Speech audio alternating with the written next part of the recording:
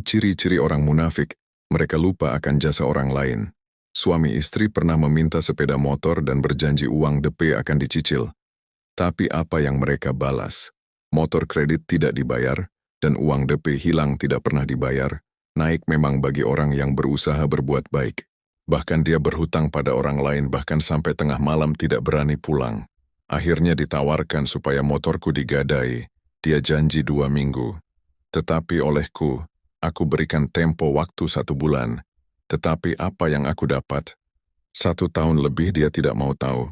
Akhirnya menjadi bebanku membayari bunga rentenir selama 1 tahun.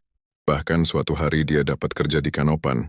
Lalu dia meminta tolong mencarikan anggota kerja dari orang didekati tempat tinggalku.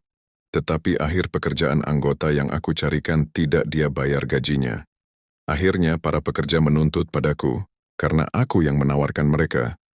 Tidak mau ribut, akhirnya aku dan istri yang membayarkan gaji pekerjaannya. Senilai Rp4.800.000. Pernah suatu hari dia aku ajak nemuin paman yang mau memberikan borongan pekerjaan rehab sebuah sekolah SMK. Awalnya dia tidak mau nemenin aku, tapi oleh istrinya, dia dipaksa.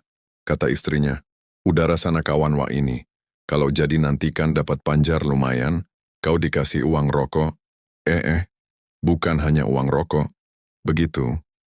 Jadi pekerjaan itu justru dia yang serobot dan menguasai pekerjaan itu. Akhirnya dia yang jadi pemborong bermewah-mewah, dan saat ini sifatnya makin parah, sudah mengarah pada gangguan jiwa alias gila. Di tahun lalu dia yang dapat pekerjaan, di sekitarnya simpang Sambo, dengan hobinya selalu judi online. Sampai sepeda motornya pun dia gadaian. Lalu cerita padaku dia perlu uang karena buat bayar gaji orang di proyek yang lalu. Dan dia meminta aku jadi jaminan, dan memintaku dipakai namaku buat pinjaman uang Rp3 juta pada pemilik rumah. Dan akhirnya oleh pemilik rumah, akhirnya diberikanlah pinjaman Rp3 juta itu.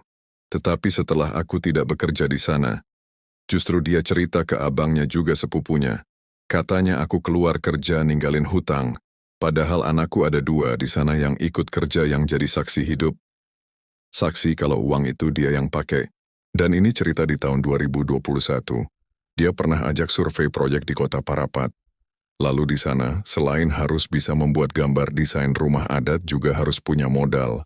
Dan kebetulan, waktu itu aku punya modal Rp150 juta. Tetapi karena prosesnya lama, akhirnya dia bilang, "Sudahlah kalian aja yang kerjain. Aku sudah malas. Gak jelas itu lama kali. Lagian aku mau buat gereja sama perumahan pendeta." Dan bukan itu saja, di tahun 2025,